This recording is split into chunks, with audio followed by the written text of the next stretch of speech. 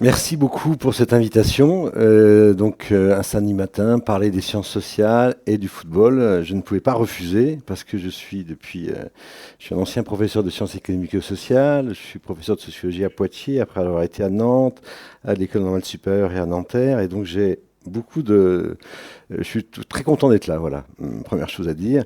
Donc je savais pas que ça se prenait cette forme-là, j'ai écrit un texte, mon PowerPoint n'est pas complètement fini, mais bon, bref. Donc bien évidemment, je vais faire comme tout bon universitaire, je vais pas répondre directement à la question, je vais passer par un tas de détours pour répondre à cette question. Donc deux types de détours, je ne fais pas d'introduction magistrale, tout ça, je vais commencer directement. Premier détour, autour de la question, j'ai fait un plan de la conférence avec cette très belle photo publiée dans Le Monde après la victoire de 2018. Je trouve que cette photo dit beaucoup de choses, malgré tout, de l'effervescence collective, du bonheur. Hier, j'étais avec un ami, un repas, un ami d'origine tunisienne qui dit, j'étais quai de Lourdes, que j'ai vu une famille de Sénégalais, le père et la mère avec le maillot de l'équipe de France, et les 5 enfants avec le maillot de l'équipe de France le soir même, et qui barraient tout le quai de Lourdes, tellement ils étaient fiers d'être, entre guillemets, français grâce à cette victoire. Donc il ne faut pas mésestimer, sous-estimer, même si, bien sûr, comme ça a été dit tout à l'heure, il y a d'autres événements qui sont passés par-dessus. Alors, voilà, donc je vous donne un peu le tempo. Je vais commencer donc par vous raconter justement pourquoi. Qu'est-ce que ça veut dire travailler, pourquoi le football peut être un objet de recherche en sciences sociales et les difficultés qu'on a, nous, sociologues, à construire un objet de recherche. Pourquoi c'est un objet, on va dire, pour prendre un grand mot, peu légitime, voire illégitime. C'est-à-dire qu'en fait, quand vous êtes, par exemple, avant ces deux bouquins, j'ai écrit un livre avec Pialou qui s'appelle Retour sur la condition ouvrière chez Fayard, un autre livre, Violence urbaine et violence sociale, un autre livre, 80% au bac et après. Bon là, j'étais invité ici ou là, plein de colloques, universités, séminaires. Ces deux bouquins sur le foot, nada, rien de rien, sauf les doctorants de Sciences Po, parce qu'aucun collègue universitaire a jugé bon de m'inviter sur cette question-là, parce que le foot, c'est une sorte de no man's land pour un certain nombre de sociologues ou d'intellectuels. J'expliquerai pourquoi. Dans un deuxième temps, je vais revenir juste très rapidement sur justement ces moments intéressants, me semble-t-il, de l'équipe de France de 80, pas que je ne remonte pas 98, peut-être dans les questions je reviendrai, mais de Naïsna, donc le sociodrame, comme dit Fernand Braudel, pour le qualifier des grands faits divers, le sociodrame de Naïsna à la victoire de 2018, en passant par la réconciliation de France-Ukraine. Et puis après, je répondrai plus spécifiquement à la question en vous montrant pourquoi dans le foot d'aujourd'hui, professionnel, bien sûr, je distingue du foot amateur, on a de plus en plus de joueurs dits de cité, et pourquoi c'est si important leur contribution au foot. Voilà, essayer de rentrer un peu, je suis désolé pour les non-techniciens du foot, mais j'essaierai de faire les deux à la fois, de la sociologie et un peu de technique de foot pour vous montrer quel est l'apport spécifique des joueurs de cité. Et je finirai par l'apport du staff, ne pas tout bien sûr mettre sur la question des joueurs, mais le rôle, qu'est-ce que c'est que le rôle d'un encadrement dans une victoire. Et ça me permettra de conclure sur l'affaire dite Benzema pour essayer de mettre un peu plus de lumière sur cette question-là. Voilà le programme. Donc, premier point, le football comme objet de recherche en sociologie. Donc, la première chose, c'est la difficulté de prendre au sérieux le football comme objet de recherche. Je vais vous donner 3 anecdotes personnelles, mais qui m'ont beaucoup marqué. Quand j'ai sorti ce livre à découverte sur Traître à la nation, point d'interrogation, c'était une question. Donc bien sûr, comme tout auteur, on regarde de temps en temps. Donc je suis allé une fois à la librairie La Une à Saint-Germain-des-Prés et je ne trouve pas le bouquin, bien sûr, et je demande à un des vendeurs, entre guillemets, libraire, vendeur c'est un terme péjoratif, libraire. Je lui dis, mais vous n'avez pas ce bouquin? Et puis il me dit, ah, vous êtes Stéphane Beau, je vous reconnais. Vous avez écrit Retour sur la condition ouvrière, vous avez écrit sur le foot? Vous? Et donc, il fait une moue complètement dubitative, vraiment absolument atterré que j'ai pu changer d'objet à ce point-là. Et puis, il va chercher le bouquin au fin fond du magasin, dans la rubrique sport, tout en bas, etc. Voilà. C'était intéressant de voir que dans cette librairie chic du 6e arrondissement de Paris, bien sûr, et ce libraire-là, qui s'était intéressé, bien sûr, à la condition ouvrière, objet noble, le foot, objet ignoble. Deuxième anecdote. Quand je sors Affreux, riche et méchant, il se trouve que, vous avez deviné bien sûr, je suis un ancien footeux, j'ai joué longtemps au foot, c'était ma passion de jeunesse, etc. Après j'ai viré un télo, Donc en virant un télo, j'ai viré anti-foot, quoi, j'ai oublié, j'ai refoulé, etc. Mais en devenant un peu plus grand avec les cheveux blancs, je me dis, mais c'était pas si con que ça, le foot, finalement. Et donc, on a une équipe minime, championne de Bourgogne, donc on se voit 10 ans, 20 ans, 30 ans, 40 ans après, on continue à se voir, et donc on fait des week-ends d'ascension ensemble, avec les enfants, la famille, etc. Et on va, une fois, on change de coin de France, on va dans les Côtes d'Armor, et le soir même, on a, dans les 3 jours de week-end, on va voir une librairie-restaurant face à la mer, en Côte d'Armor, un endroit paradisiaque. Et puis la librairie publie La Fabrique, La Découverte, voilà, librairie de gauche, un art de gauche apparemment. Donc à la fin, c'est tellement sympa. Je vois la responsable, une ancienne libraire parisienne, un télo, etc. Je lui donne, je dis, oh, je sors le bouquin, je lui sors le bouquin. Elle regarde, puis dit, c'est du foot. Alors là, vraiment complètement dégoûtée, elle me renvoie le bouquin. Elle ne le prend pas. C'est vraiment comme si c'était un objet sale, souillure, diraient les anthropologues, de la souillure. Et finalement, la petite, entre guillemets, la dame à côté, une jeune employée, me dit, c'est quoi, c'est sur le foot? Ah, je prends. Donc elle a pris le bouquin de sa patronne, quoi. J'ai trouvé extrêmement intéressant. Et la troisième anecdote, quand j'ai sorti Traître à la Nation, c'est un bouquin qui s'est pas mal vendu, 4000 exemplaires, ce qui est pas mal en sciences sociales. Je me suis amusé à regarder une fois à la bibliothèque, ici, pas ici, ailleurs, parce que j'avais été invité à Choisir le Roi par une bibliothécaire. Il y avait énormément de jeunes qui étaient venus, pas comme aujourd'hui, et c'était intéressant. Entre guillemets, hein, les footeux. Parce que la bibliothécaire avait dit aux footeux, après l'entraînement, vous venez écouter, c'est sur le foot. Donc elle avait obligé l'entraîneur, donc ils étaient venus. Et après, je m'étais amusé à dire, ah, j'ai été invité à Choisir le Roi pour aller ce bouquin, Paris rien, et j'ai regardé sur Internet, sur les 40 ou plus que 50 bibliothèques à Paris, ville de Paris, il n'y avait que 2 bibliothèques qui avaient acheté le bouquin. Et donc, comme j'ai du temps à perdre, à l'époque j'étais à l'école normale supérieure, pas beaucoup de cours, j'ai écrit 48 lettres. 48 mails à chaque direction de bibliothèque en disant j'avais fait ce bouquin, je suis surpris de voir que vous ne l'avez pas. J'ai eu une réponse. Couronne. Merci aux bibliothécaires. Les autres ne m'ont même pas répondu. Parce que c'était bien sûr un peu caustique, en disant voilà, mais c'est pour mettre en cause un peu leur catégorie de jugement. Voilà. Pour vous dire ça, pour vous dire aussi, bien sûr, et j'ai fini là-dessus, un très beau témoignage, là on entre dans la culture légitime, Denis Podalides, que vous connaissez, sociétaire de la Comédie Française, un grand acteur de chez Grand Acteur, dans l'équipe en 16 mars 2014. L'équipe, voilà ce qu'il dit de Denis Podalides. Quand j'étais jeune à Versailles, je ne disais pas, ses parents étaient pharmaciens, je ne disais pas que j'aimais le foot. Cela me semblait une passion honteuse. Je redoutais que mes frères parlent de foot devant mes amis. Même pour des amis très à gauche, qui se voulaient proches des classes populaires, le foot c'était beauf, sale, vulgaire. Et le journaliste lui demande, et votre coming out? Sourire. Un ami qui m'a impressionné beaucoup en Cagne, donc c'est la classe préparatoire littéraire, à Henri IV, me dit, il y a match de l'équipe de France la semaine prochaine. C'était pour la Coupe du Monde en 1986. Et j'ai découvert qu'il aimait profondément le foot. On s'était tous retrouvés à l'internat du lycée Henri IV pour voir le match comme des dingues. À partir de là, c'était totalement assumé. Je pouvais hurler comme je le voulais, insulter les arbitres, les joueurs, etc. Donc c'est une anecdote tout à fait intéressante, justement, puisque dans ce sacro-saint temple de la culture qu'est Henri IV, la Cagne qui intègre la moitié des élèves à Normal Sup, etc., Podalides, tout d'un coup, bien sûr, a intériorisé la honte d'être amateur de foot. Et quand il découvre que le futur cacique, un des meilleurs de sa classe, aime le foot, il va se sentir un peu légitime à parler de foot. Bon, voilà, donc. Première chose, il y a cette histoire-là, je vais juste en 2 mots, pourquoi ça a changé? Ça a quand même changé, parce qu'il y a eu, la génération des invitants me l'a fait comprendre, bien sûr, qu'il y a eu la Coupe du Monde de 98, où il y a eu un nouveau public, plus féminin, ça c'est important, et, entre guillemets, un peu plus intello. Et la traduction de ça, bien sûr, c'est SoFoot, qui est publié depuis 2003-2004 et qui est quelque chose qui sort quand même à plus de 40 000, 50 000 exemplaires et qui est, on pourrait dire, voilà, une sorte de voir le foot de manière décalée. Donc, on a un peu progressé à ce niveau-là. La France, il y a un peu de travaux. Mais alors, du côté universitaire, qu'est-ce qui se passe? Globalement, il y a peu de bouquins, peu de travaux. Pourquoi? Parce que les recherches en sciences sociales sont financées. Donc, les travaux principaux en sociologie sont sur le supporterisme. Pourquoi les supporters? Parce que les supporters posent problème. Encore aujourd'hui, Montpellier, Nîmes, à chaque derby, Sasse-Castagne, etc. Donc ça pose un problème d'ordre public. Donc le ministère, la Fédération française de foot, mettent de l'argent pour comprendre qu'est-ce qu'il y a dans la tête de ces cinglés de supporters. Donc on appelle à la rescousse les sociologues pour aller étudier les supporters de Caen, de Lille, Marseille, etc. Donc il y a beaucoup de travaux sur la sociologie des supporters, mais en fait il y a très peu de travaux sur le foot, sur la pratique du football, par exemple. Hein, c'est très intéressant de voir ça. Et quand pendant 2 ans, j'ai fait un séminaire à l'EHESS, à l'ENS sur le foot. Premier séminaire avec un copain historien, socio-histoire du foot, 4 étudiants. Je faisais un séminaire l'année d'avant sur l'immigration, 30 étudiants. Hein, c'était un indicateur. Donc, en deux mots, on a du mal à faire entrer les étudiants dans ces logiques-là de compréhension pour des raisons de légitimité académique. Dernier point de cette première partie, on m'a dit que j'ai 3 quarts d'heure, donc je vais assez vite.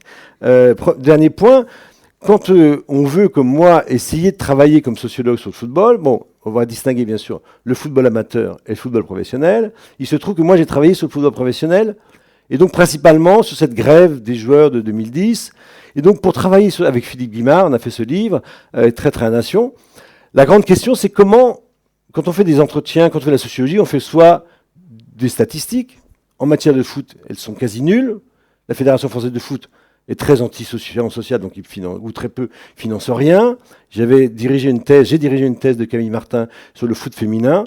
Ça, c'est une anecdote intéressante. J'avais proposé à la Fédération française de foot, qui a beaucoup aidé Camille Martin, et je les remercie publiquement, puisqu'on est sur Internet. Peu importe, j'avais proposé un questionnaire, tout simple, pour dire qui sont les joueuses de foot en France. Dans ces cas-là, on n'a rien, il faut faire ce qu'on appelle un questionnaire. J'avais bâti un questionnaire avec ma thésarde, Camille Martin, et on avait fait un petit financement en se disant, pour qu'un questionnaire soit intelligent, il faut qu'il soit représentatif. Donc j'ai mobilisé des copains qui sont en STAPS, c'est l'activité physique et sportive, à Lille, à Lyon, à Marseille, à Bordeaux, à Strasbourg. J'aurais dit que ça vous intéresserait, dans le cadre de vos cours de master, de faire passer un questionnaire sur ces sujets-là, tout simplement, joueuse de foot, qui êtes-vous ? Une sorte de questionnaire de 3 pages sur leur âge, leur diplôme, leur origine sociale, quand est-ce qu'ils ont commencé à jouer au foot, pourquoi ils ont mis... Voilà, un questionnaire simple, mais important. Et à la fin, je n'ai pas eu le contrat, parce que j'étais trop cher, entre guillemets, par rapport à un consultant. Je suis désolé, par rapport à un consultant, parce que le consultant faisait un truc par téléphone à 800 personnes, alors que nous, on avait bâti un échantillon de 10 000 joueuses de foot, France entière. Donc on n'a pas réussi à faire ce questionnaire, donc il n'y a toujours rien d'intéressant sur les joueuses de foot, alors que justement, on voit que c'est une pratique intéressante. Donc statistique, bon, pas grand-chose. Les entretiens, par exemple, avec les joueurs de foot, j'ai essayé de faire beaucoup d'entretiens après NAESA, etc. En fait, c'est très intéressant de voir que nous sommes concurrents, objectivement, des journalistes. Or, les joueurs de foot acceptent des entretiens avec les journalistes parce que, bien évidemment, ils attendent de ces entretiens un article dans l'équipe, dans France Foot, dans SoFoot, qui va les valoriser. Et donc, bien sûr, nous, on arrive après, donc nada, on est complètement mis de côté, et puis sociologie, ça leur apparaît, c'est un mot affreux, etc. Donc, voilà, on a très peu J'ai fait une fois un entretien avec un joueur de foot dont je tairai le nom, un joueur binational. Je voulais savoir pourquoi il avait choisi une équipe d'Afrique au lieu d'équipe de France. Et donc, parce que mon copain de foot, ancien Gaulle, est kiné ostéopathe d'un grand club de Ligue 1. Il se trouve qu'il connaissait, il massait, on pourrait dire, presque une fois par semaine ce joueur. Et donc, après un long travail d'approche, ce joueur international a accepté de me rencontrer 4 mois à l'avant. Donc j'ai attendu 4 mois, et puis après arrive le jour même, délégation CNRS, plein de papiers pour faire le TGV pour aller où il était, etc. Et la veille, il me dit c'est bon, j'y vais. Quand j'arrive, il me dit j'ai qu'une heure. Alors j'avais dit on passera tout l'après-midi à discuter, etc. Et puis en fait, l'entretien n'avait aucun intérêt parce qu'il ne faisait que raconter ce qu'il avait raconté partout ailleurs, en France Foot, etc. Bon, c'est juste pour vous montrer que notre seule arme comme sociologue, pour comprendre ces questions-là, bon, si on travaille sur le foot professionnel, c'est la presse. Et la presse, SoFoot, France Foot, l'équipe, etc., et surtout la presse locale, est d'une très grande richesse. Et je dis ça parmi vous, s'il y a des étudiants, doctorants notamment, ou mastériens, il y a maintenant des moteurs de recherche absolument fabuleux, Europresse ou Factiva, qui vous permettent d'avoir, par exemple, l'équipe depuis 2003, France Foot depuis 2006, le Parisien depuis 1995, DB depuis 1995. Donc vous avez des milliers d'articles en ligne. Et il suffit de savoir utiliser ces moteurs de recherche pour récupérer. Donc, par exemple, je me suis amusé, pour chaque joueur de l'équipe de France, j'ai récupéré 200, 300, 400 articles sur ces joueurs de foot. Et donc, j'arrivais à construire des biographies et des petits détails qui étaient parfois cachés ici ou là. Bon, je passe sur l'enquête, mais c'est pour vous montrer, voilà, quand on fait de la sociologie du foot, on est obligé de travailler un peu de cette manière, et c'est assez intéressant par ailleurs, un peu comme un détective ou un journaliste du présent.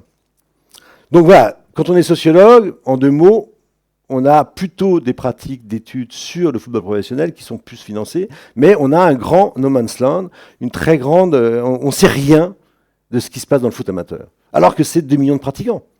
Juste pour vous donner un exemple, il y a 2 jours, j'étais à Poitiers, parce que pour l'instant je suis encore turbo-prof, et je rencontre un étudiant d'origine africaine, qui est venu en France il y a 2 ans, et il est joueur de foot. Donc j'essaie de lui mettre sur un sujet de un travail sur le foot. Il a fait ça cette année, il a fait un bon mémoire de Master 1 avec moi sur les trajectoires de joueurs africains venant jouer en France. Et cette année, il a joué dans une équipe, dans une cité justement, là où il habite, et je lui ai dit, vous allez étudier de près qu'est-ce qui se passe dans le vestiaire.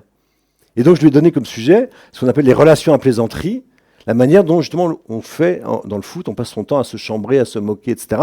Et comme l'équipe est composée, son équipe, de 90% de joueurs, soit d'origine africaine, soit d'origine maghrébine, lui il n'aime pas qu'on distingue les deux, bon, je distingue les deux. Et donc je lui ai dit, voilà, le test, vous allez passer l'année avec ces joueurs-là, et puis vous allez observer ce qu'ils font, ce qu'ils disent, ça peut être assez intéressant. Mais là, c'est parce que moi je suis intéressé par ça, mais on n'a aucune étude ethnographique fine de niveau amateur. On a un excellent livre de Frédéric Razera qui s'appelle Le métier de footballeur, que je vous conseille, qui est au niveau professionnel. Maintenant, j'en viens quand même, deuxième sujet, deuxième thème. Pourquoi c'est intéressant de revenir sur le passé pour comprendre 2018 ? Il faut voir qu'effectivement, moi j'avais fait un long article une fois dans Libération qui s'appelait « Les footballeurs français, pourquoi les footballeurs ne sont-ils pas des bons Français ?» Il y a quand même eu, je dis ça juste, là je vais aller beaucoup plus vite, mais je vais quand même revenir sur ces questions-là. La grève de 2010, la grève du bus, l'équipe a titré « Le bus de la honte ». Grand titre, bus de la honte. Donc vous connaissez tous l'histoire de ce bus, de ces joueurs qui font grève. Et pourquoi font-ils grève ? Je rappelle ça pour vous. Ils font grève, donc je résume l'argumentation du bouquin. Je dis ces joueurs de foot ne sont pas des débiles profonds. Certains, comme Ribéry, peuvent mal parler le français, faire des fautes. Là, quand j'étais prof à Nanterre, les apprentis avocats avaient mis comme concours de l'éloquence, et la grande photo, c'était Ribéry. Des gens, vous avez besoin d'éloquence pour ne pas ressembler à Ribéry. Hein, j'avais pris en photo. J'avais expliqué aux étudiants aussi, qu'est-ce que c'est que le racine de classe ? C'est ça. C'est ça, la racine de classe. C'est très important. Même si, bien sûr, je ne connais pas Ribéry. Hein, peu importe. En tous les cas, dans ce bouquin, j'essaie de montrer, dans ce livre, pardon, parce que j'ai filmé, dans ce livre, j'essaie de montrer que cette grève était fondée en raison. En fait, c'est un conflit professionnel. En 2 mots, les joueurs de foot, bon, l'équipe de France joue comme une patate, Domenech est largué, tout le monde est largué, je passe sur le détail technique. Il y a cette fameuse, entre guillemets, ce fameux scoop de l'équipe, quand on apprend, les journalistes de l'équipe apprennent que pendant la mi-temps du match France-Uruguay, je crois, il y a eu un accrochage, grand Dieu, entre Nicolas Anelka et Domenech. Et les journalistes passent une journée, c'est quoi cet accrochage ? Et tout d'un coup, ils arrivent à la fin de la journée à cette conclusion magnifique. Anelka a dit, va te faire enculer, sale fils de pute, à Domenech. Donc, le lendemain, la rédaction en chef de l'équipe accepte de passer ce petit 2 pages du Canard enchaîné, si on peut dire, ça n'a aucun intérêt, en une de l'équipe. Numéro collector, 700 000 ou 600 000 exemplaires. Nicolas Sarkozy, de bon réveil à 7 h du matin, appelle Jean-Pierre Escalette, le petit prof d'anglais, président de la Fédération française de football, en disant « C'est quoi ce bordel ?» Et donc, tout d'un coup, affaire d'État, pendant 3 semaines. Affaire d'État. Ce qui est intéressant dans cette histoire, qui est absolument passionnante, hein, c'est que, dans un premier temps, Escalette, le président, convoque Anelka, qui dit « Vous devez vous excuser ». Anelka appelle son agent à Londres, il était à l'époque un joueur, qui dit « Tu fais rien ». Donc Anelka refuse. Anelka refuse, donc la Fédération française de football l'exclut du groupe France. Le soir même, le samedi soir, les 23 joueurs, les 22, puisque Anelka est déjà parti, se réunissent dans une salle de l'hôtel, une sorte d'auditorium de l'hôtel Petsula de Naïsna, et là, ils décident, action collective, d'écrire un texte de motion de grève, si on peut dire. Comme disent les mauvaises langues, tout l'allant dira par la suite, je l'ai fait viser par mon avocat, par mail, pour savoir qu'il n'y ait pas de faute d'orthographe et de syntaxe. Et donc le lendemain, sans coup fait rire, Escalette dit, c'était bizarre, ils sont restés longtemps, ça me semblait suspect. Donc ils ont fait une sorte de motion de grève. Le lendemain, le bus de la honte arrive, et tout d'un coup, les joueurs en chaussettes font grève. On voit Duverne taper le professeur de physique s'engueuler avec Evra, le capitaine Fénon, Patrice Evra, etc. Et Domenech, au bout de 45 minutes dans le bus, ils ne veulent pas descendre. Domenech en a marre, il prend la feuille et il lit la motion de grève. Et en fait, quand on lit, c'est pour ça que c'est intéressant d'être sociologue par rapport à un journaliste, parce que sociologue, on a du temps. Les journalistes n'ont pas lu la motion. En tout cas, c'est pas apparu dans le journal. Quand on regarde la motion, on s'aperçoit qu'ils ont dit, voilà, on fait grève pour protester contre la manière dont l'équipe a traité cette histoire. En fait, c'est une grève professionnelle contre, l'équipe qui a franchi la ligne jaune, c'est un secret de vestiaire, on n'en parle pas, et deux, une grève contre les chefs, contre les autorités, contre l'institution Fédé française de football, qui a licencié, entre guillemets, Anelka, alors qu'il n'a rien fait. Parce que, pour finir l'histoire, on a su, Domenech l'a dit il y a 3 mois, j'ai même écrit 2 articles là-dessus, Domenech a dit, c'est vrai, ce qu'a dit Anelka, c'était pas exactement ça, c'était, tu peux la faire tout seul, ton équipe de merde. Ce qui est très différent de va te faire enculer, sale fils de pute. Je suis désolé pour les mots, mais vous voyez, la différence. Et là, on s'aperçoit, ça pose un tas de questions. 1, pourquoi Domenech n'a pas démenti tout de suite? 2, pourquoi l'équipe a fait ce scoop? 3, pourquoi Domenech est aujourd'hui consultant en équipe? L'équipe 21.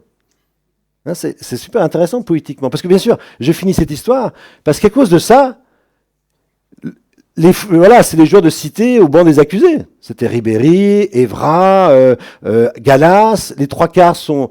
ils ont presque tous grandi en cité. Les 3 quarts sont soit joueurs d'origine antillais ou d'origine africaine, ou d'origine... Il n'y avait pas justement Benzema et Ben Arfa. Ça ne pouvait pas être, entre guillemets, les Arabes.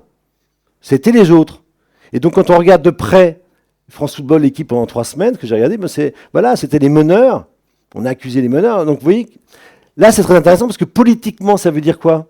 Ça veut dire, voilà, ils ne sont pas sortables, ces joueurs de foot. Et derrière tout ça, c'est toutes leurs origines sociales et géographiques et résidentielles qu'on met en cause. Donc moi, j'ai fait ce bouquin uniquement pour ça. Je ne dis pas que tous les gens de cité sont formidables et que les 3 dingos qui ont attaqué le bus avec des battes de autres, c'est formidable. Je ne dis pas ça. Hein, je dis juste, cette affaire-là montre bien une construction sociale médiatique complètement délirante. Et parce que, comme vous le savez sans doute, un des effets de ça, c'est que ça a été Roselyne Bachelot à l'Assemblée nationale qui a accusé ces caïds immatures. Hein, donc vous avez eu aussi une politisation extrême de cette affaire, avec bien sûr des effets importants dans la représentation des gens.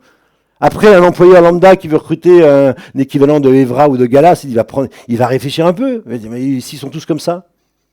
Hein, en plus, ils gagnent, comme vous le savez, pour finir cette histoire, bien évidemment, le fond de l'affaire. Il est social.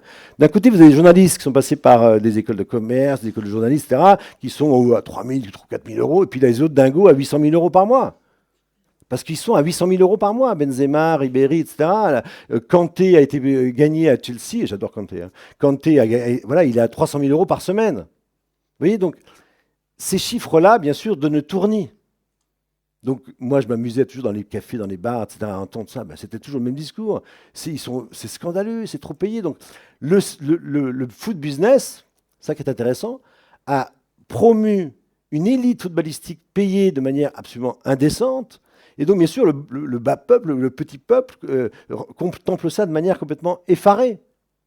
C'est pas que ça ne date pas d'aujourd'hui, parce qu'une fois dans France Foot, il y avait un article génial de l'arrière-gauche de la JA Auxerre qui disait... J'ai passé être latéral, c'est ceux qui jouent près des tribunes. J'ai passé 90 minutes d'un temps comme l'autre, à chaque fois me faire engueuler de trop payer à Auxerre.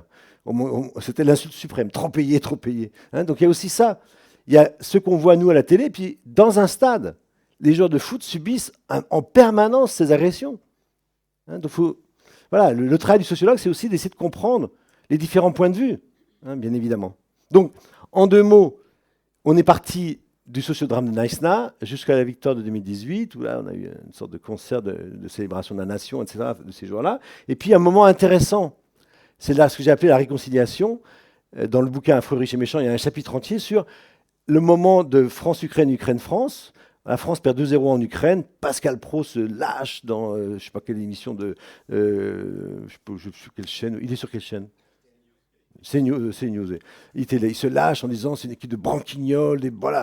Et patatras, match retour 3-0. Et là, je me suis amusé à regarder, là aussi vous montrez comment on travaille comme sociologue, j'ai lu les 150 commentaires de l'article de l'équipe célébrant la victoire de la France contre l'Ukraine 3-0. 2 buts d'un joueur au pied carré, Mamadou Sakho. C'est lui qui marque les 2 buts. C'est un mec qui vient des cités de Paris, famille sénégalaise très pauvre. Il perd son père. Voilà, c'est entre guillemets une famille de cas sociaux. Et Sakho, il a une rage de vaincre incroyable. C'est comme par hasard, c'est lui qui marque les buts. Et justement, dans les internautes de cet article de l'équipe, il y avait des internautes du 9-3, comme on dit. On était tous au Stade de France, c'était nous les supporters. C'est le 9-3 qui a supporté l'équipe de France. Hein, et d'ailleurs, les joueurs de foot l'ont dit, on n'a jamais eu un tel supporterisme. Alors qu'on était considérés comme des branquignoles. Parce que là, c'est intéressant, parce que toute une partie des joueurs et des supporters de Cité sont venus au Stade de France en espérant que ça marche. Et c'est marrant parce que ça a été très peu détaillé. Et après, toutes les photos d'ailleurs, les photos sont intéressantes. Les grands auteurs de cette victoire qui permet à l'équipe de France d'aller au Brésil et de rompre le cycle infernal démarré avec Neistat, poursuivi à l'Euro 2012, c'est Moussa Sissoko, c'est Sakho, c'est Matuidi, c'est tous les joueurs d'origine africaine qui émergent sur le devant de la scène footballistique et qui relèguent les joueurs d'origine maghrébine qui vont choisir l'équipe de Maroc ou de l'Algérie. Ça, c'est aussi un processus extrêmement intéressant. Il me reste combien de temps? Parce que je peux parler longtemps. Combien? Non, mais il faut un débat. 20 minutes, très bien. Voilà, donc c'était juste pour vous montrer. Ce qui est intéressant, justement, c'est qu'on a eu pendant des années et des années cette espèce de suspicion. Voilà, c'est pour ça que j'ai appelé ça les mauvais Français. Benzema, en permanence, on le reprochait de pas marquer des buts, mais aussi de ne pas jouer pour l'équipe de France, alors qu'en fait, Benzema, je ne sais pas, je n'ai pas fait d'entretien avec lui, mais il n'avait rien contre l'équipe de France. Simplement, il ne jouait pas bien, c'est vrai. Parce que ce qu'on oublie de dire, je finirai là-dessus, pour ceux qui ne connaissent pas l'histoire du foot, c'est quand vous êtes joueur de foot, Benzema, 600 000, 700 000, 800 000 euros au Real de Madrid, votre employeur, c'est le Real de Madrid. L'équipe de France, c'est le petit bonus qui vous permet d'augmenter votre cote sur le marché des transferts. Mais votre vrai employeur, c'est le club privé. L'équipe de France, voilà, donc tous les matchs amicaux sont pipeaux, comme vous le savez. Et je me rappelle très bien, Ferguson, l'entraîneur mythique de Manchester, avait une fois envoyé un SMS repéré par l'équipe à son joueur coréen Park, avant un match de 2010. Il avait dit « Bon match, Park, surtout ne te blesse pas. Surtout ne te blesse pas. » Parce que c'est l'entraîneur et le match de la Corée du Sud contre je ne sais quelle équipe, il s'en fout complètement. Lui, il veut, un mois plus tard, il récupère ses joueurs et il les veut sains et saufs et en forme. Hein, donc, c'est aussi un point très intéressant. Les équipes nationales, pour des spécialistes, vous le savez sans doute, les matchs de Coupe du Monde, on a gagné très bien. Je passe sur l'équipe de France défensive, mais ça, c'est notre aspect. On a gagné, mais le niveau des matchs par rapport à la Ligue des Champions, il est 3-4 crans en dessous. Les vrais matchs de foot aujourd'hui, c'est la Ligue des Champions. Les matchs les plus beaux, les plus excitants, etc. Puisqu'aujourd'hui, les équipes de France, les équipes nationales, c'est vraiment un championnat en plus, mais c'est, on pourrait dire, historiquement daté. Un jour, ça va disparaître. Parce que la machine économique, c'est le capitalisme footballistique, ça existe.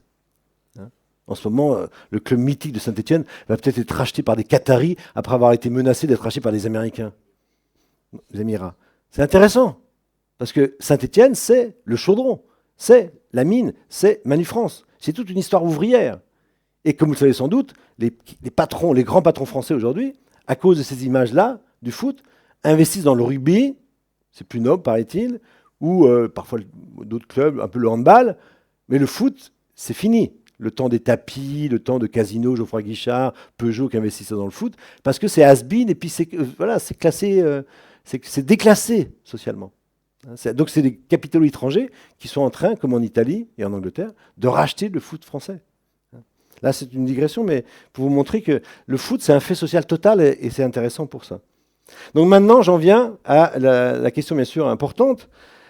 Donc pour répondre à la question, en partie, oui, une grande partie de l'équipe de France a gagné, en grande partie grâce aux joueurs de cité. Parce que la plupart d'entre eux ont grandi en cité. Donc la question sociologique intéressante, c'est est-ce que s'il y a une sorte de gène du joueur de cité, ou est-ce qu'il n'y a pas d'autres choses qui peuvent expliquer? Donc, je vais répondre en 2 temps à cette question, en 3 temps. Première question, c'est effectivement, qu'est-ce qu'on apprend quand on est joueur de cité? Eh bien, on apprend justement, là je fais référence, ça c'est les photos, là, Alain Pascalou, que j'ai interviewé, qui est un type génial, qui est directeur de centre de formation du Mans. C'est un ancien prof de PS, ancien international junior avec Giresse et Lacombe. Et il me raconte dans l'entretien que j'ai fait avec lui, je dis comment vous les prenez, etc. Et il me raconte justement le truc, moi, les joueurs de cité, je ne vais pas prendre les joueurs de PSG trop gâtés, je vais prendre les banlieusards. Parce que j'aime aller vers ces jeunes-là, parce qu'ils ont la niaque, ils ont la rage. Ils sont un peu tout fous, mais Mon boulot, dit-il à la fin, c'est les canaliser. Hein, donc, quand on discute avec les éducateurs, parce que lui, directeur de son formation du Mans, il voit comment ça se passe. Alors, la deuxième chose à dire, bien sûr, c'est, par rapport à ça, c'est Walid Regragui, qui a grandi dans une cité à Corbeil, qui raconte le jeu de la cité. Apporte l'intuition, le beau geste, les dribbles. J'ai dû faire 3000 tournois en 4 ans, etc. On jouait tous les week-ends, etc. Qu'est-ce que ça veut dire, le jeu de cité? C'est l'équivalent de Copa et des Corons. C'est l'équivalent de Maradona et les Potrero en Argentine. En fait, c'est comme pour le piano et la danse, le football. Vous apprenez, il y a une prime enfance footballistique. Vous apprenez les gestes techniques. Qu'est-ce que Zidane? Pourquoi Zidane est Zidane? Parce que Zidane a joué entre 6 ans et 11 ans devant le regard de sa mère qui avait l'HLM donné sur la cour. Il a joué sur un petit terrain de hand à la Castellane. Et il a, pendant des heures et des heures, au détriment de sa scolarité, même si maintenant il a un Master 2, il a, pendant des heures et des heures, joué au foot. Il a fait ses gammes. Et donc, c'est dans ces moments-là, décisifs, entre 6 ans, 4 ans et 11 ans, on va dire, qu'on devient Zidane, qu'on devient Mbappé pour les joueurs les plus créatifs, qu'on devient Maradona, qu'on devient Copa. Tout ça, c'est une vérité transhistorique.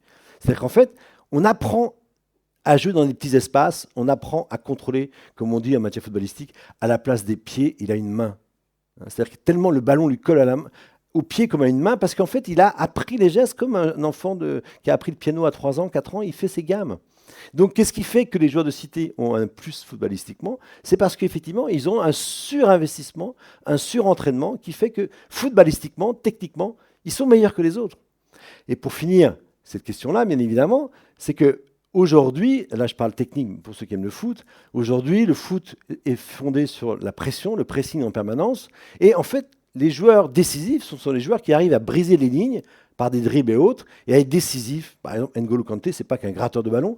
N'Golo Kanté, sur 5 mètres, il est inarrêtable, parce qu'il a un coup de rein extraordinaire, et une très bonne technique qu'il a appris justement dans son enfance footballistique, et ce qui lui permet non seulement de gratter des ballons, mais en plus de se dégager et sortir des balles de manière propre. Et ça, bien sûr, ça s'acquiert dès l'enfance footballistique. La question que j'avais fait, justement, j'ai un contrat de recherche avec la Fédération française de foot, j'avais appelé ça « Du foot de cité au foot en club ». La grande question qui est posée, c'est, d'un point de vue sociologique, comment faire en sorte, ils vous diront tout ça aujourd'hui, je suis bon, Mbappé dira ça, et d'autres, je suis très bon, mais j'avais des copains de foot qui étaient encore meilleurs que moi. Pourquoi Mbappé devient Mbappé? Pourquoi N'Golo Kanté devient N'Golo Kanté? Etc. Qu'est-ce qui fait qu'ils vont réussir à passer le niveau au-dessus? Ça, c'est une question intéressante. Alors, justement, deuxième point de cette partie-là, ce qui va se passer à ce moment-là, c'est que comment on devient footballeur aujourd'hui? Eh bien, on entre dans les polytechniques et HEC du football, qui sont les centres de formation. À partir de 15 ans, dès l'âge de 12 ans, parfois les centres de préformation, Clairefontaine, 13 ans, mais tous les grands clubs de football ont créé dans les années 70, quand la France était minable et qu'on perdait contre Luxembourg, c'est mon enfance, on perdait Luxembourg contre la Belgique, etc. C'était horrible. Tout d'un coup, ils ont dit, bon sang, mais c'est bien sûr, Seguin, le livre blanc Seguin 72, il faut créer des centres de formation, il faut créer des footballeurs. Résultat, aujourd'hui, la France est le deuxième pays exportateur au monde de footballeurs. Derrière le troisième, derrière le Brésil et l'Argentine. Parce qu'on a des très bons centres de formation, à la fois publics, Clairefontaine, ça, mais surtout privés. Le club de formateurs Sochaux, Caen, PSG, Rennes, Bordeaux, chaque grand club pro a son centre de formation. Et l'idée, c'est de décrocher le gros lot en trouvant la pépite Mbappé vendue par Monaco 200 millions d'euros au PSG, parce que c'est comme ça que se financent ces clubs. Et donc, dans ces centres de formation, comment on y entre? Eh bien, on y entre après une prépa dans les clubs amateurs. Et puis là, vous avez les détections, les fameuses détections. Vous avez 500 footballeurs en herbe qui rêvent tous de gagner 800 000 euros par mois. C'est un problème pour l'école, bien évidemment, pour ceux qui sont enseignants. C'est un gros problème. Le foot, l'investissement dans le foot est très coûteux pour l'école, pour les enseignants, de collège notamment. Très coûteux, très très coûteux. Et, parce que je vois ça dans le collège de mon gamin, où un joueur est parti à Caen, donc tous les autres ont arrêté de jouer, de jouer, de travailler à l'école, en disant on va faire comme lui. Mais il est 1 sur les 500. Parce que sur les 500 détections, chaque année on en prend 30 dans chaque club. Et on les paye, bien sûr, apprentis. Et pendant 3 ans, ils font leur gamme. Et donc là, les éducateurs peaufinent les joueurs de cité. À la fois, ils ont leur technique, il faut garder leur technique, mais en même temps, il faut les faire jouer collectif. Donne ta balle, donne ta balle, donne ta balle. Va repli défensif, etc. C'est donc là l'apprentissage du foot de compétition. Simplement, ce qu'on ne sait pas, c'est que ces joueurs de foot, ils ont Il y en a 30 au début, il y en a au moins 4 ou 5 qui se blessent sur les 3 années, donc out, ils sont virés, et on en prend 2 ou 3 dans un club pro de Ligue 1, parfois en Ligue 2, parfois en National. Donc c'est l'hyper-sélection. Donc ce qu'on ne dit jamais, c'est pour ça que je disais tout le temps par rapport à supposer bêtises de joueurs de foot, c'est que peu importe. Ces joueurs de foot, ils ont quand même tenu le coup. Donc ils ont une force morale, une force mentale, etc. Parce qu'ils ont passé par toutes ces épreuves. Ils vous diront tous, ceux qui ont réussi, justement, c'est ceux qui ont pu encaisser le choc des entraînements, des engueulades, de la compétition, parce qu'ils sont tous concurrents entre eux. C'est un très beau cas de management néolibéral, le football. Ils sont tous concurrents entre eux. Et ils savent que le copain, si on ne passe pas, c'est le copain qui va passer devant. Donc ils sont à la fois copains et concurrents. Donc c'est un milieu... en termes aussi de fabrication d'une conscience sociale ou politique, c'est un milieu extrêmement compliqué et difficile à vivre. Et je finirai là-dessus, justement, sur, quand je dis les joueurs de cité, bien évidemment, il faut voir que il ne faut pas du tout peindre ça en rose. Parce que justement, qu'est-ce qui se passe à ce moment-là? Vous avez le truc qui est très bien connu, c'est que quand vous arrivez, que vous êtes pris comme footballeur professionnel, vous venez d'une cité. La plupart des parents, famille monoparentale souvent, parents prolétaires ou sous-prolétaires, pas beaucoup d'argent, et tout d'un coup, premier contrat pro à 18 ans, 19 ans, c'est au moins 10 000, 20 000 euros par mois. Et qu'est-ce qu'on fait avec cet argent? Et tous les copains qui rappliquent. Le grand Abidal, joueur de foot de l'Olympique Lyonnais, une fois, quand je m'étais amusé à faire mon bouquin sur le foot, j'avais tapé Abidal, paf, je trouve un article en 2001, Nord éclair, La Voix du Nord, Abidal en garde à vue. Abidal en garde à vue, c'est un joueur modèle, il fume pas, il est converti à l'islam, sa femme s'appelle Ayed, d'origine algérienne, bon bref, le mec idéal, parfait, etc. Recta. Abidal en garde à vue. Pourquoi? Parce qu'il a prêté sa Golf à un copain de cité de la Duchère de Lyon qui est monté le voir, qui lui a piqué sa bagnole, lui a prêté sa bagnole pour aller faire chercher du hashish en Belgique. Et qu'il a été pris par la patrouille en Belgique et la voiture, la Golf, c'est Abidal le propriétaire. Donc la police dit: hey, monsieur Abidal, qu'est-ce que vous faites avec votre voiture en Belgique? Vous voyez ce genre de petites anecdotes, mais qui sont très significatives. Parce que justement, le joueur de cité n'a pas rompu avec la cité. Et c'est la grande difficulté pour eux, c'est-à-dire, ils le disent tous. Pourquoi tous les joueurs de Paris, j'ai oublié de vous dire ça, dans les centres de formation, statistiques officielles, officieuses du ministère, livre blanc du foot 2011, si vous voulez vérifier, 60% des joueurs de foot des centres de formation en France viennent des cités de la région parisienne. Et donc on les envoie ailleurs, tous les éducateurs, surtout pas. Le mec de Bondy, paf, Monaco. Mbappé, on va faire jouer à Monaco. Mendy, qui est à Palaiseau, paf, il va aller à Caen ou au Havre. Donc on les envoie à 300 km pour couper avec la cité, parce qu'autrement, c'est pas gérable. Même si la cité les poursuit, on pourrait longuement parler du cas Benzema, c'est entièrement ça, il n'a jamais coupé avec la cité de Bronterraillon, Benzema. Alors que justement, d'autres joueurs arrivent à couper, à prendre des bons entraîneurs, etc. Matuidi le raconte très bien, tout ça. Voilà, leur difficulté, c'est que ce sont des proies. Des proies pour les agents, des proies pour... Il y a plein de joueurs de foot qui se sont fait entuber, qui ont perdu des dizaines de milliers d'euros avec des contrats bidons, avec des gens qui viennent... Ils sont comme des proies. Ils ont tellement d'argent que tout le monde vient chercher, vient manger, entre guillemets, auprès d'eux. Sans compter les scandales sexuels sur lesquels je n'ai pas le temps de parler, mais c'est bien sûr très important tout ça. Donc c'est pour vous dire que voilà, être joueur de foot de cité, certes, il y a le salaire, mais il y a aussi toute la gestion. Le cas de Mbappé est parfait parce que son père est un ancien éducateur de foot, niveau quasi professionnel. Sa mère est une Algérienne, d'origine algérienne, handballeuse professionnelle. Donc il est complètement cadré depuis qu'il a 3 ans, Mbappé. Voilà, donc il est complètement cadré par les parents. Quand c'est pas cadré, c'est plus compliqué. Donc je vais prendre juste 2 exemples. C'est dans le bouquin, pour ceux que ça intéresse, Affreux, riche et méchant, si vous le trouvez en librairie, si vous le trouvez en bibliothèque. Il y a un cas, j'ai comparé 2 cas de joueurs d'origine sénégalaise. Mbaye Niang, qui est maintenant à Rennes, qui est un joueur extraordinaire, mais complètement paumé affectivement. Il a été stagiaire pro au Stade Malherbe de Caen, et il a fait, pour donner une anecdote, il a embouti avec sa Ferrari, quand il jouait à Montpellier, il a embouti tout seul un arbre en arrivant à l'entraînement. Bon, voilà, le mec, il le fait tous les 15 jours, bref, un cas. Vraiment un cas psychologique, on pourrait dire. Et quand on regarde de près l'histoire de Mbaye Niang, élevé dans une famille très pauvre du Sénégal au Mureau, une grosse cité dure de la région parisienne, un père qui n'est pas là, et quand tout d'un coup il a le stage pro, élevé par sa mère, et tout d'un coup quand il décroche le gros lot en devenant pro, le père se radine, qu'il n'avait pas vu. Voilà, donc dès qu'on entre dans ces histoires-là, on voit que c'est compliqué. Moussa Sissoko, cité des 3000 à Aulnay, c'est pas une cité riante. Eh bien, à 13 ans, on le sort de la cité, il va au centre de formation de Toulouse, il y a son oncle qui le prend en charge. Et donc, de 13 ans à 18 ans, il est en dehors de la cité, il est cadré par son oncle et il devient un grand footballeur. Parce qu'il y a tous ces moments-là qu'il faut, bien sûr, étudier. Donc, je voulais juste vous montrer que, voilà, les joueurs de cité, à la fois, ils ont, d'un point de vue psychologique, on va dire, il y a cette hargne, il y a cette niaque, il y a cette rage, sans sortir par le foot. Et deux, ils ont un avantage comparatif par rapport aux autres, parce qu'ils sont super bons footballistiquement, grâce à cette prime enfance footballistique. Et je finis. Voilà. Non, je voulais juste finir sur le 4e point, sur voilà, une victoire aussi du staff. C'est bien sûr pas uniquement à cause des joueurs. En 2 mots, il faut insister sur le fait que rien n'est plus dur que de gérer aujourd'hui des collectifs de ces joueurs presque ingérables. Donc, en 2 mots, j'avais repéré une citation que j'avais trouvée bien. Alors, juste, excusez-moi, c'était le moment. Ah oui, il y a eu plein de documentaires très bien en 2018 sur 98, etc. Et il y a eu un très beau documentaire de Bernard Lama. Vous connaissez peut-être? Le joueur du PSG. Certains me disent, oh oui, il nous prend pour qui? Oui. Bernard Lama, PSG, Gaulle. Père chirurgien en Guyane.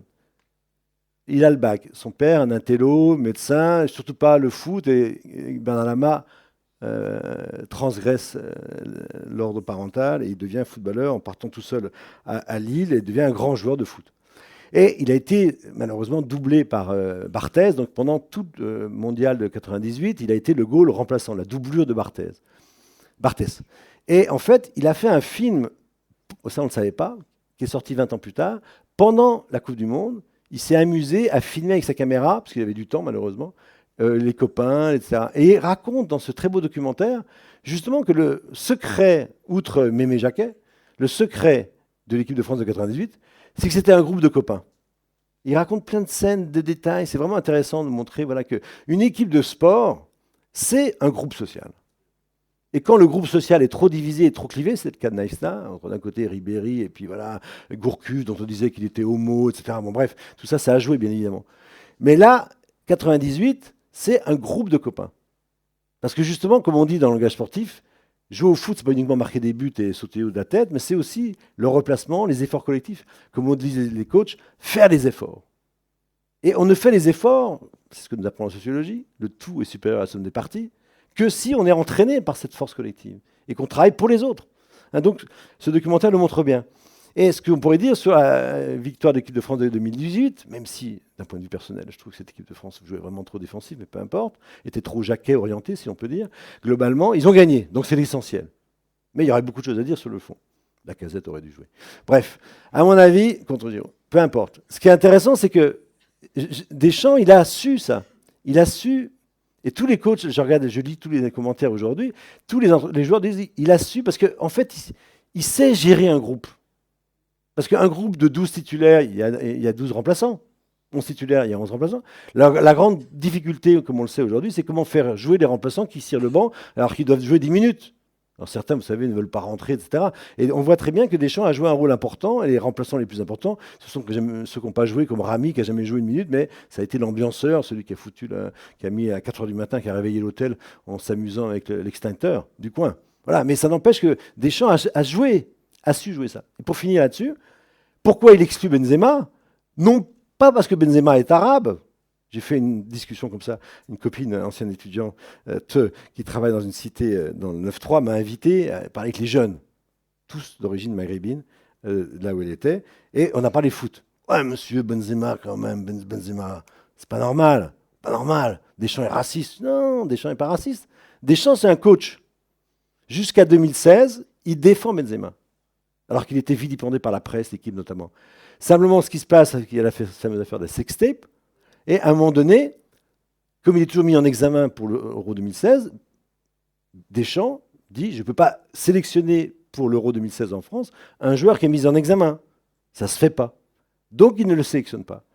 Et à ce moment-là, et je finirai là-dessus, qu'est-ce qui arrive? Le grand chevalier blanc de l'équipe du foot français, Eric the King Cantona, fait un long entretien dans The Guardian et il dit Deschamps raciste. Il dit pas ça comme ça, mais il dit Deschamps, comme par hasard, il ne sélectionne pas Benzema, il ne sélectionne pas Ben Arfa, et il l'accuse d'être Deschamps avec son nom bien français et bien blanc. Dans le Guardian.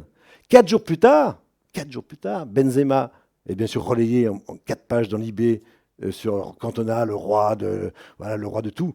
Et 4 jours plus tard, dans la Marca, journal espagnol, Benzema dit, grande déclaration de Benzema, furieux de ne pas avoir été sélectionné, dit Deschamps a cédé, texto, verbatim, a cédé à une partie raciste de la société française.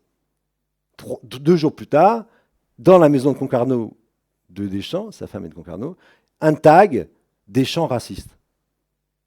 Un tag, nuitamment mis et gentiment mis. Donc à ce moment-là, bien sûr, qu'est-ce qui se passe dans la tête de Deschamps? Voilà, on appelle ça Benzema, liste rouge. Je ne veux pas de ce mec dans l'équipe de France, outre le fait qu'il a relayé cette accusation. Je suis, bon, bien sûr que ce n'est pas un racisme débile, 80% de l'équipe est d'origine africaine. Et puis les entraîneurs de foot passent leur temps à gérer une population qui n'est pas d'origine française. Voilà. Peut-être qu'Éric Zemmour peut comprendre ça, je ne sais pas. Voilà. Donc, globalement, si Deschamps a fait ça, c'est vraiment pour... Et il prend modèle sur Jacquet qui avait écarté Ginola et Cantona en 96 en disant « Je veux une équipe jeune qui roule dans le même sens et qui m'obéit ». Et donc, je ne prends pas des gêneurs. Donc, Benzema, si Benzema ne joue pas en équipe de France, c'est la raison que je viens de vous indiquer. Et ce n'est pas parce que Deschamps est raciste. Et c'est très important de le dire aujourd'hui, parce qu'on passe son temps, une partie des jeunes de cité pense encore que Deschamps est raciste et que Benzema a été exclu parce que Deschamps est raciste. Et c'est aussi important, si on veut faire société, comme on dit, de cesser de sans arrêt d'opposer les communautés les unes avec les autres. Il y a quand même un vrai enjeu, je finirai là-dessus. Le football, ça peut être vecteur de ça. Je finirai par cette très belle anecdote de ce copain d'hier qui me dit c'était cette famille sénégalaise avec les maillots français, etc. Il ne s'agit pas de faire du patriotisme, mais de montrer qu'il faut bien un ciment dans une société. Ça peut jouer parfois, le football, je veux ce rôle-là. Il n'y a pas tant d'instances et de lieux où on peut faire société en France aujourd'hui. Merci de votre écoute.